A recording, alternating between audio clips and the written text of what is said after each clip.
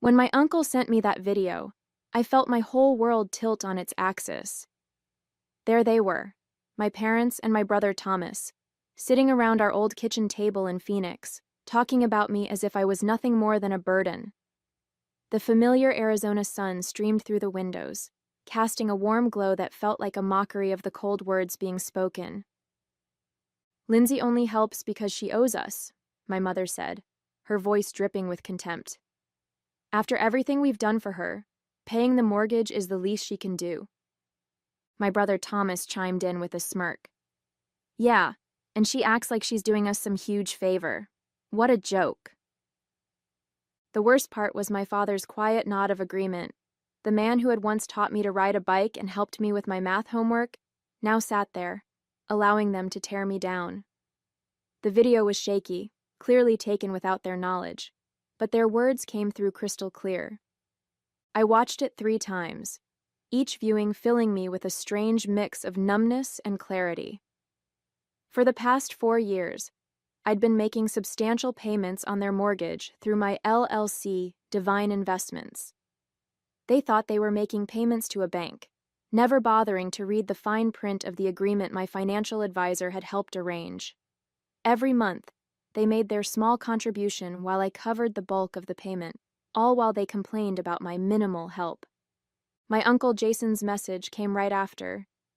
"You needed to see this, Lindsay." I couldn't stay quiet anymore. They've been talking like this for months. I sat in my home office staring at the spreadsheets detailing every payment I'd made. The numbers didn't lie, over $200,000 invested in keeping them comfortable in that house.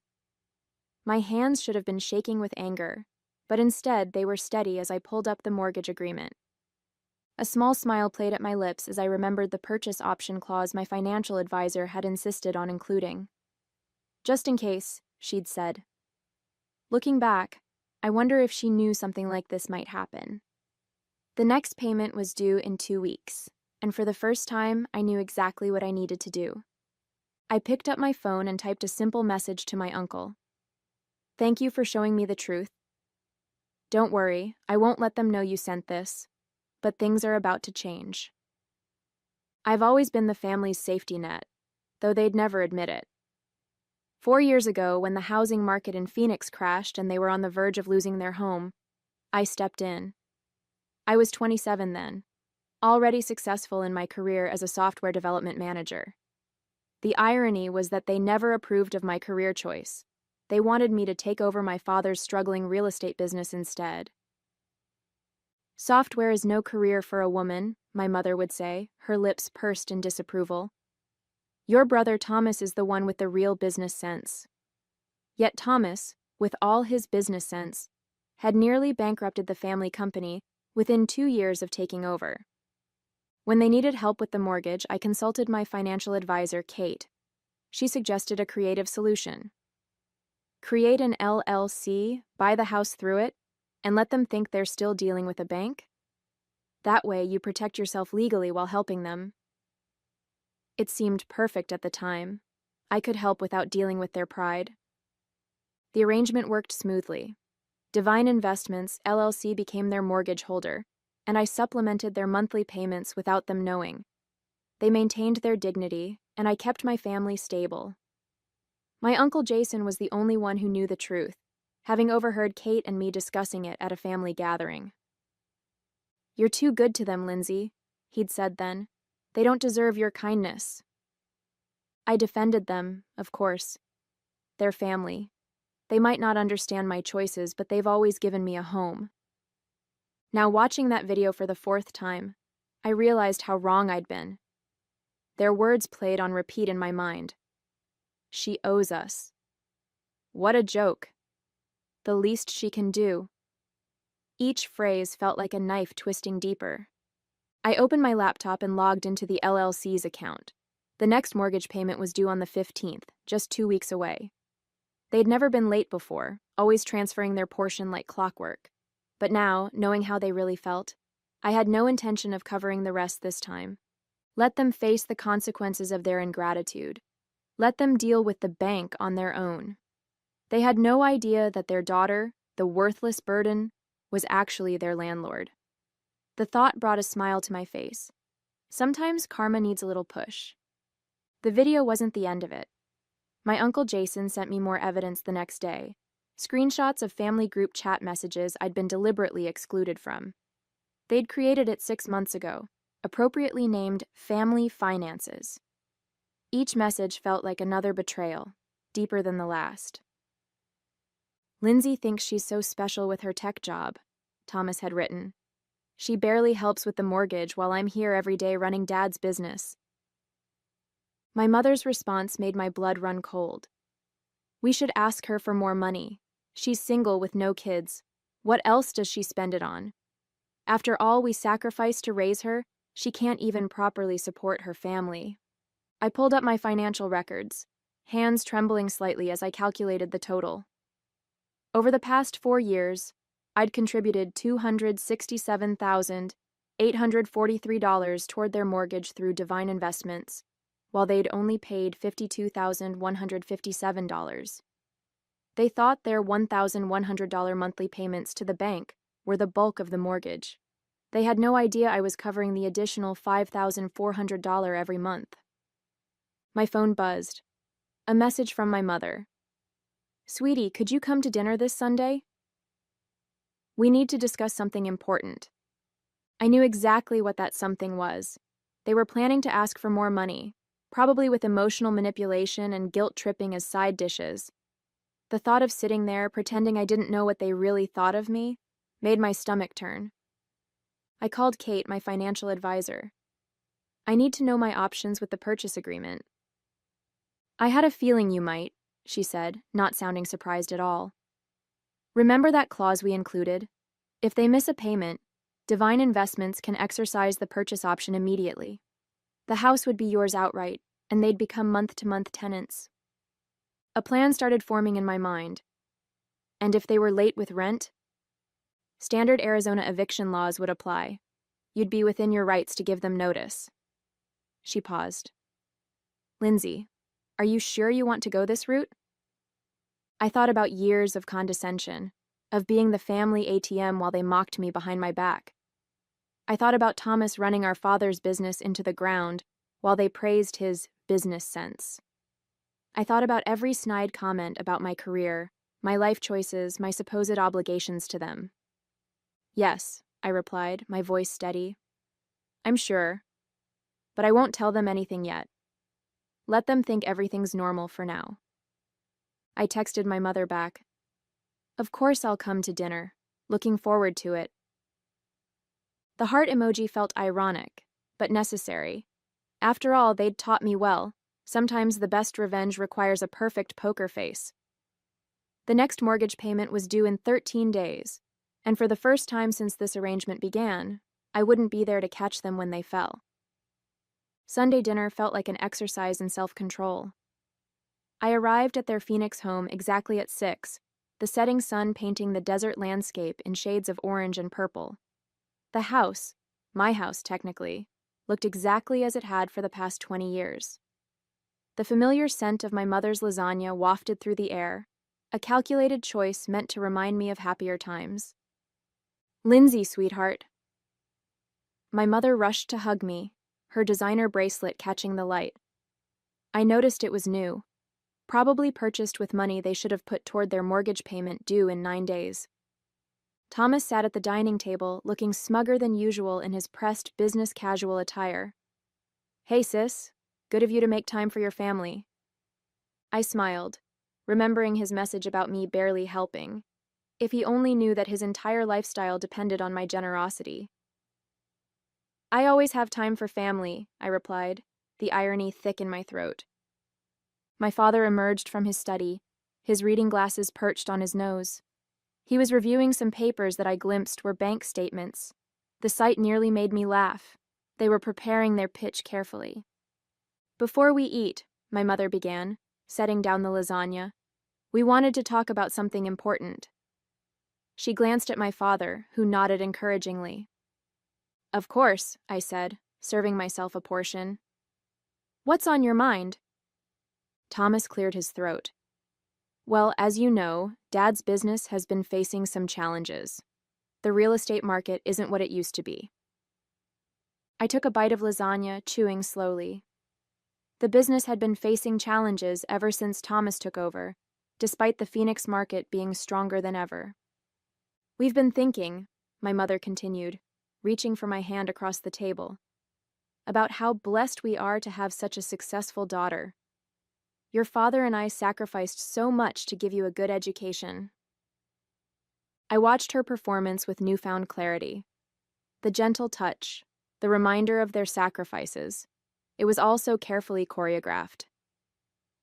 The mortgage payment has become quite a burden, my father added, his voice carrying that particular tone of paternal authority he'd always used to make me feel small. And with you doing so well in your computer work. Software development, I corrected automatically, though they'd never bothered to understand the difference. Right, he waved dismissively. Well, we thought perhaps you could help more with the monthly payments. After all, this is your family home too. If they only knew how much of it was already mine.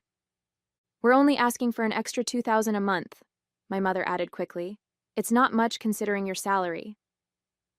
I took another bite of lasagna, using the moment to maintain my composure. They wanted $2,000 more when they didn't even know I was already paying over $5,000? The audacity was almost impressive. I'll think about it, I said finally, my voice neutral. Times are a bit uncertain right now. Uncertain? Thomas scoffed. Please, we all know you're doing fine. Unlike some of us who are actually working hard to keep this family's legacy alive.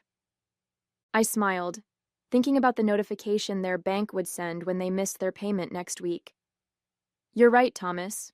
Sometimes we all get exactly what we deserve. After dinner, I excused myself to use the bathroom, but took a deliberate detour past my father's study. The door was ajar, and I could hear my parents and Thomas talking in hushed voices. I paused, my heart pounding as their words drifted out. She's not going to help, Thomas said, his voice bitter. Did you see how she just sat there, acting all superior with her tech money while our business is struggling? Patience, my father replied. We have another option. Remember those investment documents I found in her cloud storage when she used our Wi-Fi last month? She's been hiding money from us in some company called Divine Investments. My blood ran cold. They'd snooped through my files during my last visit. I'd carelessly used their Wi-Fi without a VPN, and my cloud storage had synced automatically. I looked it up, my father continued. It's a legitimate LLC and it's doing very well. She's been squirreling away money there instead of helping her family. I raised a snake. My mother's voice chimed in. We'll give her one more chance to help voluntarily. If not, I'll remind her about that time in college when she took money from your business account for her tuition. She thought we never knew, but we have proof. She'll have to help us then. I had to bite my lip to keep from laughing. The money they were talking about? I'd borrowed it with my father's permission when their check for my tuition bounced. I'd even paid it back within a month, with interest. I had emails proving everything. Their attempted blackmail was as pathetic as it was desperate. And if that doesn't work, Thomas added, we can always reach out to her company's HR department, ask some questions about her mental stability, maybe suggest she's been stealing company resources for personal projects. That would get their attention. The casual way they discussed destroying my career sent ice through my veins. These people weren't family. They were parasites wearing family masks. I quietly slipped back to the bathroom, flushed the toilet for show, then returned to the dining room. They filed back in moments later, all wearing practiced smiles. Lindsay, dear, my mother said sweetly. Have you given any thought to what we discussed? About helping more with the mortgage? I met her gaze steadily. Actually, I have. You're right. Family should help family. I'll have an answer for you in about 8 days. The timing wasn't random. Their mortgage payment was due in 8 days, and I knew exactly what would happen when they missed it.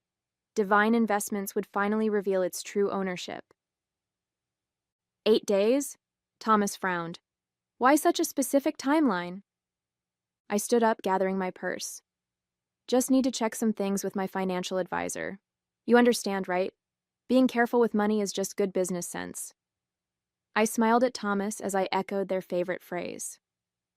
My mother walked me to the door, pulling me into another calculated hug. We knew you'd understand, sweetheart. Family always comes first. Yes, I agreed, thinking of the eviction notice I'd already drafted. Family always gets exactly what they deserve. As I drove home, I called my Uncle Jason. You were right about them, I said when he answered. But don't worry, I'm done playing the silent partner in their little drama. It's time for the final act. The week crawled by with excruciating slowness. My family kept up their pressure campaign, sending daily texts about their urgent financial situation. Each message only strengthened my resolve. I forwarded everything to Kate, my financial advisor, who was helping me prepare for the inevitable confrontation. The paperwork is ready, Kate confirmed during our meeting 3 days before the payment was due. Once they miss the payment, Divine Investments can exercise its purchase option immediately. I've also prepared the eviction notices just in case. I nodded, reviewing the documents. And you're sure everything's legally sound? They can't fight this? They signed the agreement 4 years ago, Kate assured me. Your father barely read it. He was too desperate for the bailout. Everything's perfectly legal. That evening, my brother launched his own attack. Hey sis, his text read. I was just talking to my friend in tech recruitment. Heard some companies are doing layoffs. Must be scary for you. Good thing you have family to fall back on. Speaking of which, about that help we discussed. The attempted manipulation was so transparent it was almost comical. I showed the message to my Uncle Jason over coffee the next day. They never change, he said, shaking his head. Your aunt and I watched them do this to everyone in the family. It's why we distanced ourselves years ago. Did you know they went through my files when I visited? I asked. Not surprised. They did the same to your cousin when she stayed there last year. They're always looking for leverage. He paused. Are you ready for the fallout? They won't take this well. I thought about their threats to contact my company's HR, their plans to blackmail me, their years of taking my help while mocking me behind my back. I'm ready. They made their choice. Now they'll face the consequences. 2 days before the payment was due, my mother called. Lindsay, we need your answer about the mortgage help. Times are tough, and family needs to stick together. Don't worry, Mom, I replied, my voice steady. Everything will be clear very soon.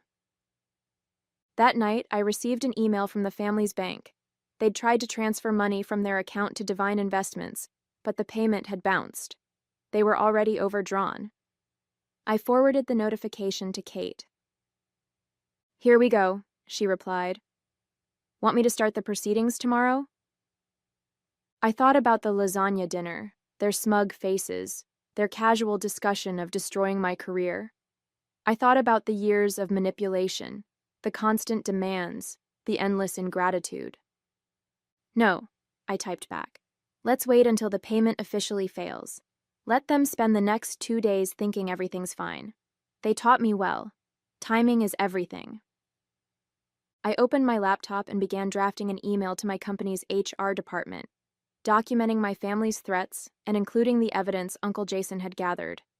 Better to get ahead of their potential attacks. The end was in sight, and I was leaving nothing to chance. Sometimes, I muttered to myself, the best revenge is simply letting people face the consequences of their own actions. The payment deadline came and went. At 9 a.m. sharp, Divine Investments' automated system sent out its default notice. I watched my phone, counting down the seconds until the inevitable call. It took exactly 12 minutes. Lindsay, my mother's voice was frantic. Something's wrong with our mortgage payment. The bank is saying we defaulted, but that's impossible. We need your help immediately. Actually, I replied calmly, Divine Investments isn't a bank. It's an LLC, my LLC to be specific. The silence on the other end was deafening. What? She finally whispered. Check your email. You'll find a notice explaining that due to your default, Divine Investments is exercising its purchase option. The house is now legally mine. Your status has been changed to month-to-month tenants. This is a joke, she stammered. No joke. I've been covering the majority of your mortgage for 4 years while you all mocked me behind my back, called me a burden, plotted to blackmail me, threatened my career. How did you... Uncle Jason showed me the video. He showed me everything. Now, about your tenancy. Your first rent payment is due in 30 days. I suggest you start looking for somewhere else to live. My father's voice suddenly broke in. They'd put me on speaker. You ungrateful... Careful, I cut him off. Is that any way to talk to your landlord? The eviction notice is ready. Don't make me serve it sooner than planned. I ended the call and blocked their numbers.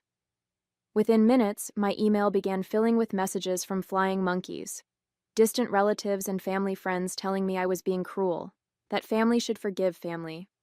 I deleted them all without reading them. Some debts can't be paid with forgiveness. 3 months later, I stood in the empty house, my footsteps echoing through the vacant rooms.